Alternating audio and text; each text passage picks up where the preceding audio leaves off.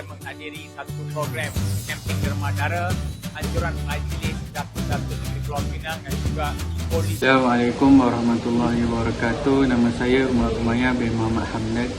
Di ID 22269 saya akan menerangkan tentang satu artikel yang bertajuk transfusi darah mengikut kaedah Al-Darar Yuzal.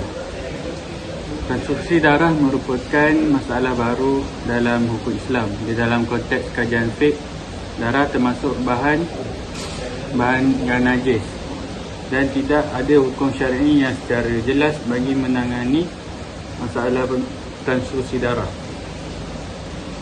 Ini menyebabkan kekeliruan antara umat Islam. Transfusi darah dibolehkan atas sebab untuk menyelamatkan nyawa penerima yang kekurangan darah, sama ada kerana kemalangan ataupun penyakit. Jadi amalan menderma darah adalah perkara yang mesti dilakukan untuk mengelakkan kemudaratan yang lebih besar.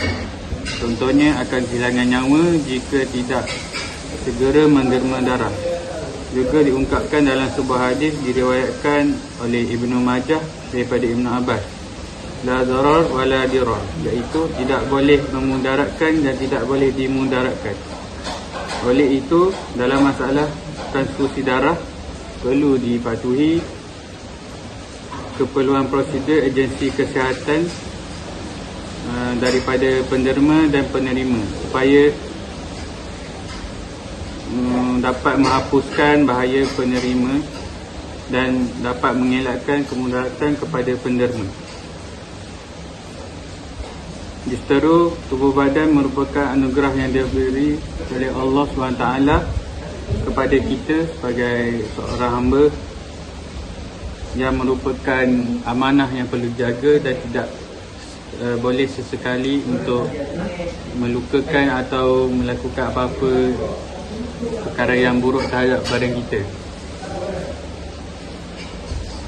Kaitannya pada transfusi darah, tidak dapat diungkapkan bahawa risiko yang akan terima. Sebagai contoh, alahan, hemolitik, demam, kecederaan paru-paru ataupun transfusion related acute lung injury dan jangkitan yang lain. Oleh itu, daripada latar belakang yang telah saya persembahkan sebelum ini, perlu dikaji oleh para fuqaha mengenai hukum menerima dan menderma darah berdasarkan kaedah qawaid fiqh yang keempat, iaitu kaedah Al-Darar Yuzal.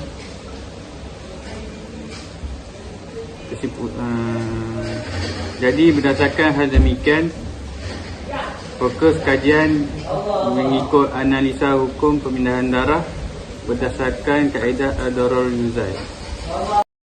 Bismillahirrahmanirrahim. Assalamualaikum warahmatullahi wabarakatuh. Nama saya Ahmad Danish bin Khairul Amir. Nombor metrik PID 22176 akan menerangkan tentang definisi transfusi darah yang diterangkan dalam artikel yang telah kami kaji ini. Perkataan transfusi darah adalah terjemahan daripada bahasa Inggeris, iaitu blood transfusion. Kemudian, seorang doktor dari Arab telah menterjemahkan mengenai transfusi darah, iaitu pemindahan darah yang disebabkan oleh keperluan perubatan. Kemudian ditafsirkan oleh Dr. Ahmad Sofian, iaitu memindahkan, kemudian menyalurkan darah.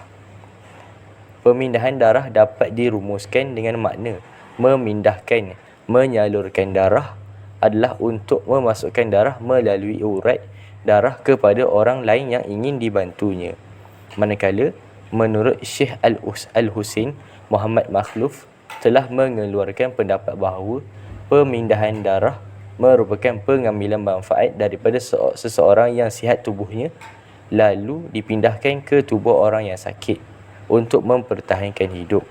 Oleh itu, dikatakan bahawa transfusi darah merupakan cara pemindahan darah salah satu unsur darah yang didermakan oleh seseorang penerima untuk orang lain iaitu penerima darah. Hal ini dilakukan sebagai salah satu cara untuk menyelamatkan nyawa dan juga untuk meningkatkan kesihatan. Darah ni adalah cecair badan yang sangat penting untuk kehidupan manusia yang beredar di dalam jantung dan juga saluran darah. Darah membawa oksigen dan nutrien kepada semua sel dalam badan dan menghasilkan metabolisme sel. Darah juga terletak di dalam arteri atau urat dan merupakan sebahagian sistem organ tubuh manusia yang memainkan peranan penting untuk kelangsungan hidup manusia. Okey, saya serahkan kepada kawan saya untuk menerangkan lebih lanjut. Yang kedua pula ialah petunjuk untuk peminahan darah. Beberapa petunjuk keperluan seseorang untuk melakukan pemindahan darah kepada orang lain ialah disebabkan kerana pertamanya ialah hilangnya darah. Yang kedua ialah kekurangan komponen yang penting dalam darah. Okey, untuk kehilangan darah, oleh kerana hilangnya darah boleh menyebabkan pada kekurangan berat darah seseorang yang mengalir di seluruh badan. Okey, hal ini kerana disebabkan faktor antaranya pendarahan yang disebabkan luka atau juga disebabkan kerana kudis atau melahirkan ataupun keradangan usus. Yang kedua pula disebabkan luka seperti luka kerana terbakar atau terjadi pembengkakan kerana kemalangan. Ketiga pula sebab melakukan operasi, contohnya pada jantung dan jenis operasi yang lain. Yang keempat, tiada keserasian darah di antara ibu dan anaknya. Pada kes seperti ini adalah perlu melakukan transfusi untuk menukarkan dalam usaha menyelamatkan nyawa anak-anak. Yang kelima pula, berlaku anemia kronik atau akut atau ketidak normalan pada sistem pembekuan darah iaitu hemofilia. Okey. Yang kedua pula kekurangan komponen yang penting dalam darah. Kadang penderma tidak datang untuk membuat transfusi darah untuk semua komponen darah, tapi hanya memerlukan sebahagian komponen sahaja untuk mengikut tahap keperluan. Hal ini boleh berlaku dalam kes yang pertama, kes anemia, iaitu pesakit mengalami kekurangan sel darah merah. Jadi hanya perlu melakukan pemindahan darah merah sahaja. Yang kedua pula, hemofilia, iaitu disebabkan kerana kerosakan pada sistem pembekuan darah yang mengakibatkan pada anemia dan juga kekurangan darah yang berisiko apabila berlaku luka meskipun luka yang kecil. Ini kerana proses pembuka darah sangat perlahan. Okey, oleh itu untuk mengelakkan pendarahan berlaku, maka pesakit wajib transfusi untuk plasma darahnya atau pesakit tersebut boleh melakukan suntikan dengan menggunakan AHF, iaitu anti-hemophilic factor. Perlu diketahui bahawa plasma tidak mempunyai sel darah sama sekali. Pesakit yang mengalami pendarahan serius memerlukan sekurang-kurangnya satu pin, iaitu 0.568 liter darah untuk setiap pin plasma yang ditransfusikan. Sekian, terima kasih. Bismillahirrahmanirrahim. Assalamualaikum warahmatullahi wabarakatuh. Nama diberi Muhammad Ghazali bin Muhammad Fadil, PID 22260. Di sini saya akan meneruskan, iaitu sebelum melakukan transfusi darah. Jadi sebelum melakukan pemindahan iaitu transfusi darah pada pesakit, perlu dilakukan pengambilan sampel darah terlebih dahulu untuk mengenal pasti jenis darahnya, sama ada darahnya jenis A, B, AB ataupun juga O. Seterusnya, langkah-langkah ataupun proses yang perlu dilakukan untuk pemindahan darah. Pada umumnya, pemindahan darah boleh dilangsungkan secara kurang lebih 4 jam. Hal ini bergantung pada berapa banyak bancuhan. Sebelum jarum dimasukkan di lengannya pada saluran darah, maka doktor akan meminta pesakit untuk berbaring di atas tempat tidur atau juga bersandar di kerusi. Lalu ketika jarum dimasukkan ke saluran darahnya, maka doktor akan menghubungkan pada hostipis atau tiub yang disambungkan dengan beg darahnya. Dengan beg darah itu, dialihkan darah dengan memakai tiub mengarah ke saluran darahnya. Seterusnya, sesudah dilakukan pemindahan darah, ketika hos dilepaskan oleh perawat atau doktor dari saluran darahnya, maka doktor mahupun perawat akan terus memantau pada keadaan penting pesakit, baik denyut pada jantung pesakit, tekanan darahnya sampai pada suhu badan pesakit tersebut. Okey, baiklah. Seterusnya, risiko pemindahan iaitu transfusi darah. Adapun efek negatif yang mungkin terjadi setelah pemindahan darah maupun selepas waktu sesudahnya, meski hal ini jarang berlaku, iaitu demam.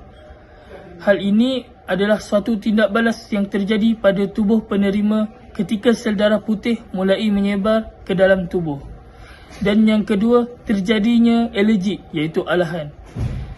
Biasanya akan terjadi dengan perasaan ketidaknyamanan, terasa sakit di bahagian punggung ataupun dada, susah nafas, kemerahan pada bahagian kulit, mual, tekanan darah menurun, detak jantung sangat cepat serta menggigil.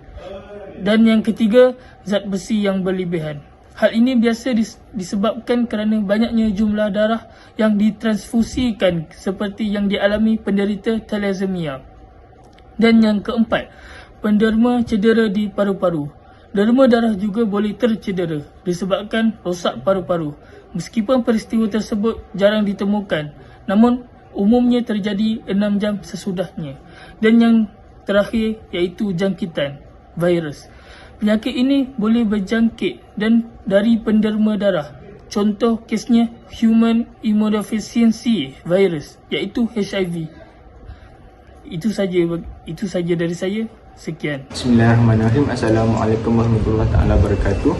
Nama Muhammad Hakim bin Fazil, nombor menteri PID 22209, dan hari ini saya akan menceritakan tentang analisa hukum mengenai transfusi darah. Okey, pada asalnya hukum transfusi darah adalah haram kerana darah merupakan salah satu najis. Tetapi ketika dalam keadaan yang memerlukan ataupun terdesak, dan ketika itu transfusi darah menjadi satu-satunya jalan untuk menyelamatkan seseorang, kaedah ini dibolehkan. Hal ini bersandarkan pada kaedah fiqhiyah yang keempat, iaitu ad-dararul yuzal, yang membawa maksud kemudaratan hendaklah dihapuskan. Ia seperti dalam firman Allah dalam surah Al-Baqarah ayat 173 yang menceritakan tentang pelbagai makanan yang diharamkan, di mana jika dalam keadaan darurat dan ataupun terdesak diharuskan untuk memakannya. Dan saya akan serahkan kepada kawan saya. Assalamualaikum warahmatullahi wabarakatuh. Saya Nordin Dana bin Abdullah, PID 22183, Diploma Syariah Undang-Undang, akan membentangkan tentang analisa hukum pemindahan darah. Berdasarkan kaedah ini, sifat mudarat tidak boleh digantikan dengan sifat mudarat yang lebih teruk kesannya. Oleh itu, seorang penderma akan menerima kemudaratan jika melakukan transfusi darah. Maka bagi pihak penderma mesti memenuhi beberapa syarat. Syarat yang pertama, penderma mestilah untuk melakukan transfusi darah. Yang kedua, tidak terdapat bahaya yang mengancam kesihatan selepas melakukan transfusi darah. Yang keempat, mestilah benar-benar pasti sudah tidak ada cara lain untuk menyelamatkan nyawa selain dari melakukan transfusi darah. Dan yang terakhir, mendapat pengesahan daripada doktor bagi membolehkan penderma menderma darah. Sekian, terima kasih. Sebelum saya mengakhiri ulasan daripada artikel ini, saya akan menerangkan beberapa kelebihan dan kekurangan daripada artikel tersebut. Yang pertama, Kelebihan artikel ini memberi kefahaman kepada masyarakat bahawa menderma atau menerima darah diperbolehkan dalam Islam berdasarkan pendapat-pendapat ahli fuqaha. dan memahami penggunaan kaedah al-darar yuzal serta maknanya. Manakala kekurangannya pula pada penggunaan bahasa yang terbuka dan tergantung maksudnya menyebabkan perlu kajian yang mendalam. Kesimpulannya adalah daripada penelitian kami mengatakan bahawa transfusi darah atau nama lain derma darah dibolehkan dalam Islam atas sebab membantu dan menyelamatkan orang yang memerlukan mengikut kaedah al-darar yuzal dan cara yang berguna untuk kita serta kaedah yang sesuai bagi yang ingin menderma dan menerima darah. Jika tidak mengikut prosedur yang telah ditetapkan oleh Badan Kesihatan atau agensi kesihatan akan memberi kesan buruk terhadap kesihatan kita. Sekian, terima kasih.